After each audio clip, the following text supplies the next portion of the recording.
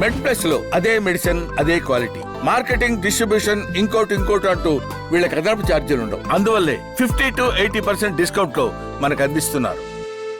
So doctor గారు, సాధారణంగా delivery జరగానే 100% మంది బేబీస్ ఇవ్వమని అరుస్తారు. యాక్చువల్గా ఈ అరవడం అనేది ఎంత కీలకము, ఒకవేళ అంటే అరవకపోతే బ్రెయిన్ కి సరైన రక్తం సరఫరా కాదు అని చెప్పేసి ఒక వార్త ఉంది. అదే రకంగా దానికి బ్రెయిన్ కూలింగ్ అంటే బ్రెయిన్ దెబ్బతినకుండా చేసే ఒక టెక్నిక్ ఉంది, దాని బ్రెయిన్ కూలింగ్ అని అంటున్నారు. సో ఇది ఎవరికి ఉపయోగపడుతుంది, దీని గురించి ఏడ్చడము అంటే ఏంటంటే మనం దాన్ని సర్గేట్ మార్కర్ గా తీసుకుంటాం. బ్రీతింగ్ ప్రాపర్ గా బేబీకి ఎస్టాబ్లిష్ అయింది అని. సో బ్రీతింగ్ తీసుకోవడం వల్ల ఏంటి, మీరు అన్నట్లు ప్రాపర్ గా ఆక్సిజన్ వాళ్ళ అవయవాలకి చేరి వేరే ప్రాబ్లమ్స్ ఏం రాకుండా మనకు ఉపయోగపడుతుంది. అంటే ఒక్కసారి బేబీ ఏడవకపోయినా సరే బ్రీతింగ్ బాగానే తీసుకుంటుంటే we don't take that is an abnormal thing. కానీ బేబీ అస్సలు బ్రీతింగ్ తీసుకోవట్లేదు అంటే ఏడవట్లేదు అంటే మనం దానికి ఇనిషియల్గా మనము రిసస్టేషన్ చేస్తాం. అంటే లైక్ సిపిఆర్ అంటారు కదా, అట్లాంటిది మనకి న్యూ బార్న్లో కూడా చేయాల్సి వస్తుంది. కానీ కొంతమంది పిల్లల్లో ఏంటి అంటే ఎక్స్టెన్సివ్గా కూడా అవసరం పడవచ్చు.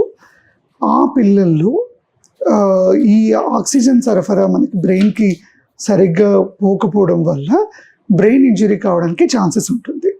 సో ఇటువంటి పిల్లల్లోనే ఇప్పుడు ఇది లేటెస్ట్గా అంటే లాస్ట్ 10-15 ఇయర్స్లో ఎవాల్వ్ అయిన టెక్నిక్ ఏంటి అంటే కూలింగ్. ఈ కూలింగ్ అనేది మనకి మెడికల్ టర్మ్లో థెరపెటిక్ హైపోథెర్మియా అంటారు. అంటే ఇప్పుడు నార్మల్గా మనం టెంపరేచర్ ఎంతలో మెయింటైన్ అయ్యాలి, 37 degrees దగ్గర మన నార్మల్ బాడీ టెంపరేచర్ ఉంటుంది. కానీ దాన్ని మనం 33.5 వరకు తీసుకొని వచ్చి అదే టైప్లో మెయింటైన్ చేస్తాం. ఇది ఎందుకు కూలింగ్ అనేది మనం చేస్తాము అంటే మన బ్రెయిన్కి కొద్దిగా రెస్ట్ ఇవ్వడానికి. సో డెఫినెట్లీ టెంపరేచర్ పెరిగే కొద్దీ మన బాడీ రిక్వైర్మెంట్ గ్లూకోజ్కి కానీ ఆక్సిజన్ కానీ ఎక్కువ ఉంటుంది. దాన్ని స్లోగా మనం థెరపెటిక్గా చేయాలి, అది కాన్స్టెంట్గా మెయింటైన్ చేయగలగాలి. చేయడం వల్ల బ్రెయిన్కి మెయిన్ రిక్వైర్మెంట్ గ్లూకోజ్కి ఆక్సిజన్కి తగ్గుతుంది. ఈ లో స్టేట్ ఏదైతే ఉందో దాన్ని కౌంటర్ చేయడానికి ఉపయోగపడుతుంది.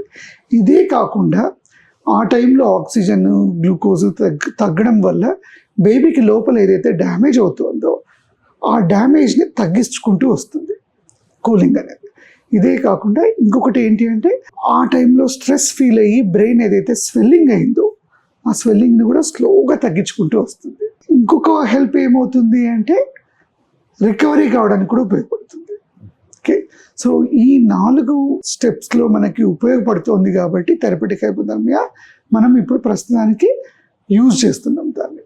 కానీ ఇది యూజ్ చేసే సెట్టింగ్స్కి డెఫినెట్గా మనకి నేషనల్ న్యూటాలజీ ఫోరం కూడా గైడ్ లైన్స్ ఇచ్చింది.